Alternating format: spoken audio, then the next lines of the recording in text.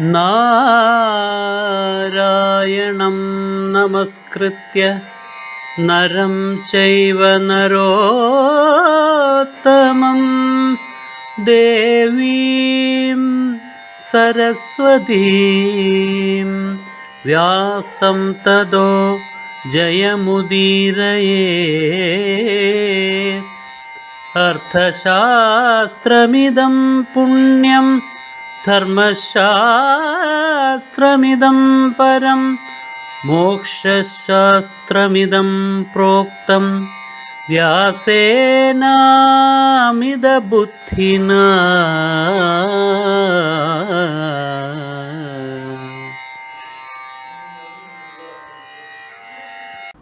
വനം കണ്ടകിതം ഘോരം ഏക ഏവ അന്വപദ്യത.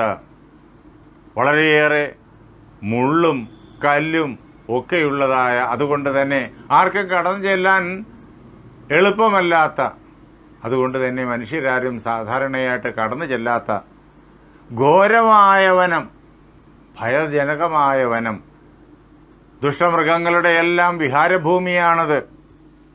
ആപത്ത് അവിടെ നിറഞ്ഞിരിക്കുന്നു. അങ്ങനെയുള്ളതായ വനത്തിൻ്റെ ഉള്ളിലേക്ക് ഏകനായിട്ട് മറ്റാരുടെയും സഹായമില്ലാതെ കണ്ട് അതിനുള്ളതായ തൻ്റെ ഇടം അർജുനനുണ്ട്. അർജുനൻ്റെ മനസ്സിൻ്റെ ധൈര്യം, തപസ് ചെയ്യാൻ വേണ്ടിയിട്ടുള്ള അർപ്പണം എല്ലാം നമുക്കവിടെ കാണാം. അതുകൊണ്ടാണ് വ്യാസൻ അക്കാര്യമെല്ലാം സ്പഷ്ടമായി എടുത്തു പറയുന്നത്. അങ്ങനെ ഏകനായിട്ട് അർജുനൻ അവിടെ എത്തിച്ചേർന്നു. ആ വനമാകട്ടെ ഈ ഘോരമൃഗങ്ങളുടെ എല്ലാം ആവാസ കേന്ദ്രമാണ് എന്നുള്ള ഭീതിയും എന്നുള്ളതായ വിപത്തിൻ്റെ കോലാഹലവും, അതേപോലെ തന്നെ കല്ലും മുള്ളും ഒക്കെ നിറഞ്ഞതുകൊണ്ട് നടക്കുക ദുഷ്കരമായിട്ടുള്ള പ്രദേശവും ഒക്കെയാണെങ്കിലും പുഷ്പിതങ്ങളായ കാടുകളെ കൊണ്ട് വളരെയേറെ രമണീയവുമാണ്. നാനാ പുഷ്പഫലോപേതം നാനാ പക്ഷി നിഷേവിതം. പല പ്രകാരത്തിലുള്ളതായ പുഷ്പങ്ങൾ, പല വർണ്ണത്തിലുള്ളതായ പുഷ്പങ്ങൾ. എന്തുകൊണ്ടെന്നാൽ പല പ്രകാരത്തിലുള്ള വൃക്ഷങ്ങളും വള്ളികളും ഒക്കെയാണുള്ളത്. ഓരോന്നിൻ്റെയും പുഷ്പങ്ങൾക്കും അതിലെ ഫലങ്ങൾക്കും എല്ലാം, വർണ്ണത്തിനും ആകൃതിക്കും എല്ലാം, ഗുണങ്ങൾക്കും എല്ലാം വ്യത്യാസമുണ്ട്. അങ്ങനെയുള്ള പുഷ്പങ്ങളോടുകൂടിയതും പല പ്രകാരത്തിലുള്ള പക്ഷികളാൽ എപ്പോഴും ആവസിക്കപ്പെടുന്നതും, പക്ഷികൾ അവിടെ നിറഞ്ഞു വിഹരിക്കുന്നു. നാനാ മൃഗഗണാകീർണം, പല പ്രകാരത്തിലുള്ളതായ ജന്തുക്കൾ അവയെ കൊണ്ട് നിറഞ്ഞതും, സിദ്ധചാരണസേവിതം, സിദ്ധന്മാരും ചാരണന്മാരുമൊക്കെ സേവിക്കുന്നതും, യക്ഷന്മാർ, കിന്നരന്മാർ, കിംപുരുഷന്മാർ, സിദ്ധന്മാർ, ചാരണന്മാർ, വിദ്യാധരന്മാർ, ഗന്ധർവന്മാർ, അങ്ങനെയുള്ള ആളുകൾ, ദിവ്യജീവികൾ, ദിവ്യ ആത്മാക്കൾ അവിടെ വിഹരിക്കുന്നുണ്ട്. അവരാൽ സേവിക്കപ്പെടുന്നതുമായ ദിവ്യമായ മണ്ഡലത്തിലേക്ക് കടന്നു ചെന്നു. ഭൂലോകത്തിൽ നിന്ന് ഉയർന്ന തലത്തിലെത്തി, ഭൂർലോകത്തിലെത്തി എന്നർത്ഥം. യക്ഷകിന്നരാദികളെല്ലാം വസിക്കുന്നത് ഭൂർലോകത്തിലാണ്. അർജുനന്റെ മനസ്സ് ഭൂലോകമണ്ഡലത്തെ കടന്ന് ഉള്ളിലേക്ക് ചെന്നു. ശരീരം ഭൂലോകത്തിൽ തന്നെയാണ്.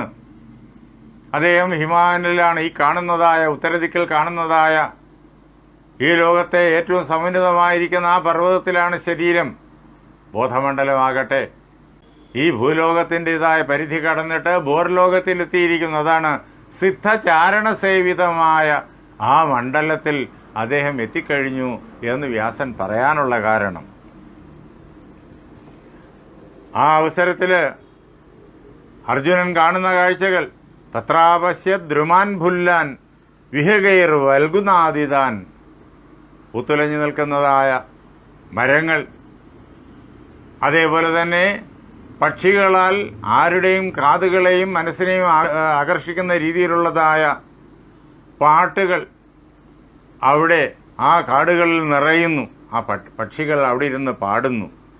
ആ സംഗീതം കൊണ്ട് നിറഞ്ഞ് നദീംശ്ച വിപുലാവർത്തം വൈദൂര്യ വിമലപ്രഭ, അനേകം നദികൾ, ആ പർവ്വതത്തിന്റെ മുകളിൽ നിന്ന് താഴേക്ക് ഒഴുകി വരുന്നതായ നദികൾ, അരുവികൾ, അതിലെ വെള്ളമാകട്ടെ വൈഡൂര്യ രത്നം പോലെ വളരെയേറെ ശോഭിക്കുന്നു. അത്ര കണ്ട് തെളിവുറ്റതാണ്. അങ്ങനെയുള്ളതായ ജലത്തോടു കൂടിയ ആ ജലമാകട്ടെ ഇളക്കി മറിഞ്ഞ് തിരമാല കൈകൾ ഇളക്കി ഇങ്ങനെ ചുഴികളും മലരികളും ഒക്കെയായിട്ട് പായുകയാണ്. അങ്ങനെയുള്ളതായ നദികളോടുകൂടിയതായ ആ കാട്ടിനുള്ളിൽ അർജുനൻ എത്തിക്കഴിഞ്ഞു. രമണീയെ വനോദ്ദേശ്യേ രമമാണോ അർജുനസ്തത. അങ്ങനെ രമണീയമായ ആരുടെ മനസ്സിനെയും ആനന്ദിപ്പിക്കുന്ന, ആരുടെ മനസ്സിനും പുതുമയുടെ പുതുമയുടെ അനുഭവങ്ങളെ പകർന്നു കൊടുക്കുന്നതായ ആ കാട്ടിൻ്റെ ഉള്ളിലൂടെ കടന്നു ചെന്ന ആ കാട്ടിൻ്റെ സൗഖ്യം എല്ലാം അനുഭവിക്കുന്നവനായ അർജുനൻ. പക്ഷേ അർജുനൻ്റെ മനസ്സ് അവിടെ തങ്ങി നിൽക്കുന്നില്ല. ഈ കാനന ഭംഗിയും കാനനത്തിൻ്റെ സൗഖ്യങ്ങളുമെല്ലാം അർജുനിലേക്ക് വരുന്നുണ്ടെങ്കിലും മനസ്സ് അവിടെ തങ്ങി നിൽക്കുന്നില്ല. മനസ്സ് ഉള്ളിലേക്ക് ആ ഭൂർലോകത്തിനും അപ്പുറത്തേക്ക് സ്വർലോകത്തിലേക്ക്, അവിടെ നിന്നും ഹർലോകത്തിലേക്ക് കടന്നു ചെല്ലുവാനുള്ള തപോവൃത്തിയുടെ പ്രയത്നത്തിലാണ്. അങ്ങനെ ആ അർജുനൻ തപസ്യുഗ്രേ വർത്തമാന ഉഗ്രതേജ മഹാത്മന. അദ്ദേഹം ഉഗ്രമായ തപസ്സിൽ ഏർപ്പെടുകയാണ്. ഉഗ്ര തേജസ്സോടുകൂടിയ, നല്ല കരുത്തോടുകൂടിയ തപസ്സിന്റെ മണ്ഡലത്തിലേക്ക് ഇറങ്ങുമ്പോഴേക്കും അന്തരായങ്ങൾ, തടസ്സങ്ങൾ പല പ്രകാരത്തിലാണ്. ആ തടസ്സങ്ങളെയൊക്കെ ജയിക്കണമെങ്കിൽ അത്ര കണ്ട് മാനസിക ബലം കൈവന്നിരിക്കണം.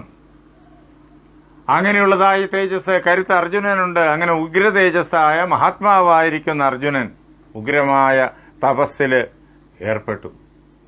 അദ്ദേഹം ചീരമാണ് ഇപ്പോൾ ധരിക്കുന്നത്. അതേപോലെ തന്നെ അദ്ദേഹം അജിനവും ധരിക്കുന്നുണ്ട്, തോലും ധരിക്കുന്നുണ്ട്.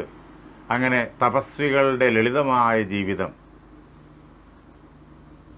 അത് അദ്ദേഹം തൻ്റെ ജീവിത സ്വഭാവമാക്കി മാറ്റി. കൊട്ടാരത്തിലെ സകല സൗഖ്യങ്ങളുടെ നടുവിൽ, കൊട്ടാരത്തിൻ്റെ എല്ലാ വിഭവങ്ങളുടെയും നടുവിൽ ആ സൗഖ്യം ആസ്വദിച്ചു കഴിഞ്ഞ അർജുനന് ഇപ്പോൾ സർവസംഘ പരിത്യാഗികളായ ഋഷിമാരുടെ ലളിതമായ ആ ജീവിതക്രമം ഒരുപോലെ ആസ്വാദ്യം. കൊട്ടാരത്തിലെ സൗഖ്യം പോലെ തന്നെ ഇതും അർജുനന് ആസ്വാദ്യമാണ്. ഒരുപക്ഷെ അതിനേക്കാൾ ആസ്വാദ്യമാണ്. കൊട്ടാരത്തിലെ ചിന്തകളൊന്നും അർജുനനെ അലട്ടുന്നേയില്ല. അത് അർജുനന്റെ ബോധമണ്ഡലത്തിലേ ഇപ്പോഴില്ല. അർജുനന്റെ ബോധമണ്ഡലത്തിൽ ഉഗ്ര തപസ്വികളുടെ തപോമയമായ ജീവിതമാണുള്ളത്. അങ്ങനെ അർജുനൻ കഠിനമായ തപസ് തുടങ്ങി. അപ്പോൾ അദ്ദേഹം എങ്ങനെയാണ് ജീവിച്ചത് എന്ന് പറയാണ്.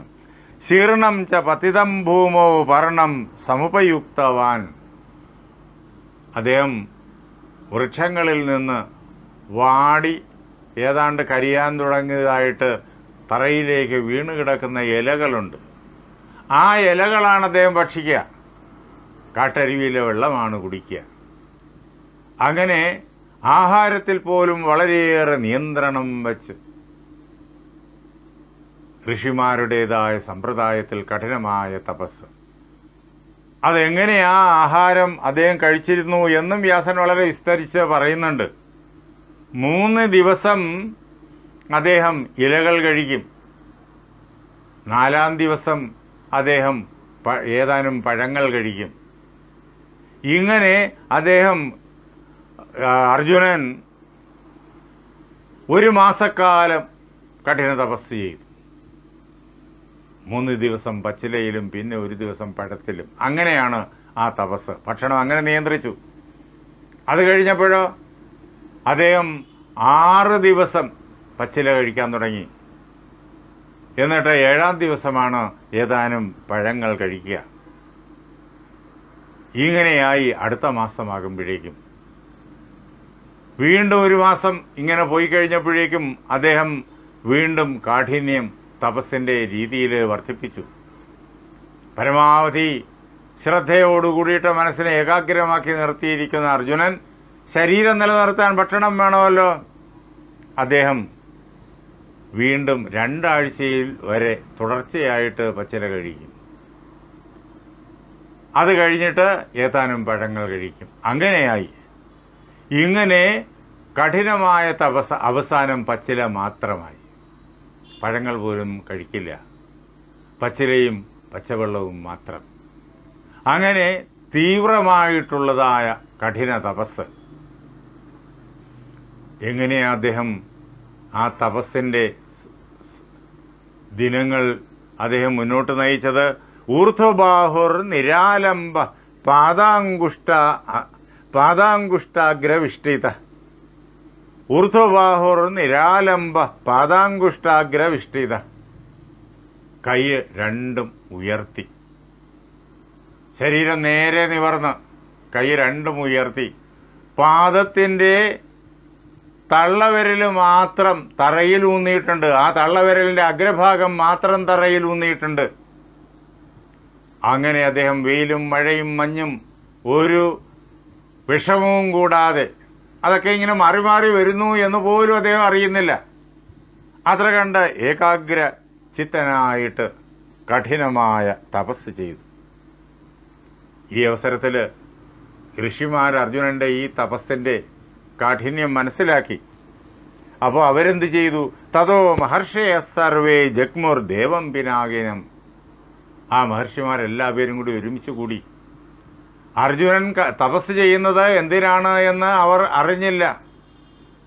അവർ അതിനെ പറ്റി അന്വേഷിച്ചതായിട്ടും വ്യാസൻ പറയുന്നില്ല. മഹാദേവനെ കാണാൻ വേണ്ടിയിട്ടാണ് തപസ് എന്ന് മാത്രം അവർ മനസ്സിലാക്കി. അപ്പോൾ അവരെന്ത് ചെയ്തു? അർജുനനെ സഹായിക്കാമെന്ന് നിശ്ചയിച്ചു. അവർ നേരെ കൈലാസത്തിലേക്ക് പോയി. അതിനു വേണ്ടിയിട്ടുള്ളതായ കരുത്ത് തപോബലം ഉള്ളവരാണ് ആ ഋഷിമാർ. അർജുനൻ എത്തി നിൽക്കുന്ന മണ്ഡലത്തെക്കാളും ഉപരി മണ്ഡലങ്ങളിൽ അവർ എത്തിക്കഴിഞ്ഞിരിക്കുന്നു. അപ്പോൾ അവർ നേരെ കൈലാസത്തിലേക്ക് പോയി ഭഗവാന്റെ മുന്നിൽ ചെന്നു. ആ ഭഗവാനെ കാണാൻ വേണ്ടിയിട്ടാണ് അർജുനൻ ഈ കഠിന തപസ് ചെയ്യുന്നത്. ഋഷിമാരുടെ അത്രയും ഉയരങ്ങളിൽ അർജുനൻ എത്തിക്കഴിഞ്ഞിട്ടില്ല. അങ്ങോട്ടുള്ള യാത്രയിലാണ് അർജുനൻ. അതാണ് കഠിനമായ തപസ് കൊണ്ട് മാത്രമേ ഉള്ളിന്റെ ഉള്ളിലേക്ക് നമ്മുടെ മനസ്സിനെ വ്യാപരിപ്പിക്കാനായി സാധിക്കുള്ളൂ. ഋഷിമാർ അർജുനൻ എത്തി നിൽക്കുന്ന മണ്ഡലത്തിനും അപ്പുറത്തേക്ക് ഏത് നിമിഷവും ഭഗവാന്റെ സന്നിധിയിൽ എത്തുവാനുള്ളതായ യോഗ്യത നേടിക്കഴിഞ്ഞവരാണ്. അത്രയും ഉയരങ്ങളിലെത്തിയവരാണ്. അവർ ഭഗവാന്റെ മുന്നിലെത്തി. എന്നിട്ട് അവർ ഭഗവാനോട് കാര്യങ്ങൾ പറഞ്ഞു. ഭഗവാനോട് അർജുനൻ തപസ് ചെയ്യുന്നത് അറിയിക്കാൻ വേണ്ടിയിട്ടാണ് അവരങ്ങോട്ട് ചെന്നത്. തം പ്രണമ്യ മഹാദേവം ശശംസു പാർത്ഥകർമ്മ തർത്ത്. ആ മഹാദേവനെ ആ ഋഷിമാരെല്ലാവരും കൂടി നമസ്കരിച്ചു. എന്നിട്ട് പാർത്ഥൻ അവിടെ ചെയ്യുന്നതായ ആ കഠിന തപസ്സിനെ കുറിച്ച് അദ്ദേഹത്തോട് പറഞ്ഞു. അവർ പറഞ്ഞു, യേശപാർത്ഥോ മഹാതേജ, മഹാതേജസ്വിയാണ്, വളരെയേറെ തപോബലമുള്ളവനാണ് പാർത്ഥൻ. അവൻ ഈ ഹിമാലയ പർവ്വതത്തിൽ വന്നിട്ട്, അല്ലയോ ഭഗവാനെ, അങ്ങയെ കാണാൻ വേണ്ടിയിട്ട് തപസ് ചെയ്യുന്നു. എങ്ങനെയുള്ള തപസ്? സാധാരണക്കാർക്കും ചെയ്യാൻ കഴിയാത്ത രീതിയിലുള്ള അത്ര കണ്ട് ഏകാഗ്രമായ തപസ്സാണ്. ഉഗ്രേ തപസി ദുഷ്പാരേ സ്ഥിതോ ധുമായൻ ദിശ. ഉഗ്രമായ തപസ്സാണ്. അതിൽ അദ്ദേഹം അചഞ്ചലനായിട്ട് സ്ഥിതി ചെയ്യുന്നു. അർജുനന്റെ ആ തപസ്സിന്റെ കാഠിന്യം കൊണ്ട് ദിക്കുകളെല്ലാം ഇരുളടയുന്നു, പുക കൊണ്ട് നിറയുന്നു. കാട്ടുതീ വ്യാപിച്ചു കഴിഞ്ഞാൽ എങ്ങനെയാണോ പുക ഉയർന്നിട്ട് ദിക്കുകളെല്ലാം നിറയ്ക്കുക, അതേ പ്രകാരത്തിൽ ഈ തപസ്സിന്റെ കാഠിന്യത്താൽ ദിക്കുകളെല്ലാം മങ്ങുന്നു, പുക കൊണ്ട് നിറയുന്നു. അതുകൊണ്ട് അല്ലയോ ഭഗവാനെ, അർജുനൻ എന്തിനു വേണ്ടിയിട്ടാണ് തപസ് ചെയ്യുന്നത് എന്ന് ഞങ്ങൾക്കറിയില്ല. ഏതായാലും അങ്ങയുടെ അനുഗ്രഹത്തിന് വേണ്ടിയിട്ടാണെന്ന് ഞങ്ങൾക്കറിയാം. അങ്ങ് എത്രയും വേഗം അർജുനനിൽ പ്രസാദിക്കണം, അർജുനന് അനുഗ്രഹം നൽകണം. എന്നിട്ട് ആ അർജുനനെ ഈ തപസ്സിൽ നിന്നിട്ട് തിരിച്ചവന്റെ ആഗ്രഹം സാധിച്ചു കൊടുത്തിട്ട് നാട്ടിലേക്ക് മടക്കി അയക്കണം. നാം ഒരു സൽക്കർമ്മത്തിന് ഇറങ്ങിക്കഴിഞ്ഞാൽ അത് ഏത് കർമ്മമായിക്കൊള്ളട്ടെ, ഏത് സൽക്കർമ്മമായിക്കൊള്ളട്ടെ, ആ അവസരത്തിൽ മഹാതപസ്വികളായ ഗുരുജനങ്ങൾ നമ്മെ സഹായിക്കാനായി എത്തിച്ചേരും, നാം അറിഞ്ഞും നാം അറിയാതെയും. അതിന്റെ വലിയൊരു ദൃഷ്ടാന്തമാണ് വ്യാസൻ ഇവിടെ ഈ കഥയിലൂടെ നമ്മെ കേൾപ്പിക്കുന്നത്. അർജുനൻ കഠിന തപസ് ചെയ്യുന്നു. അർജുനനെ സഹായിക്കാനായിട്ട് മഹാതപസ്വികളായ ആ ഗുരുജനങ്ങൾ മഹാദേവന്റെ സമീപത്ത് ചെന്ന് മഹാദേവനോട് പ്രാർത്ഥിക്കുന്നു. ഇത് എല്ലാ ജനങ്ങൾക്കും വ്യാസഭഗവാൻ കാണിച്ചു തന്നിരിക്കുന്ന ദൃഷ്ടാന്തമാണ്. ധാർമ്മികമായ പ്രവർത്തനങ്ങളിൽ കരുത്തോടുകൂടി ഏർപ്പെട്ടുകൊള്ളൂ, നിസ്വാർത്ഥരായിട്ട്. നമ്മുടെ ഋഷിവര്യന്മാർ അവരുടെ സഹായം നിശ്ചയമായിട്ടും നൽകി നമ്മെ അനുഗ്രഹിക്കും. നമ്മുടെ പരിശ്രമമൊന്നും ഒരിക്കലും പരാജയപ്പെടില്ല.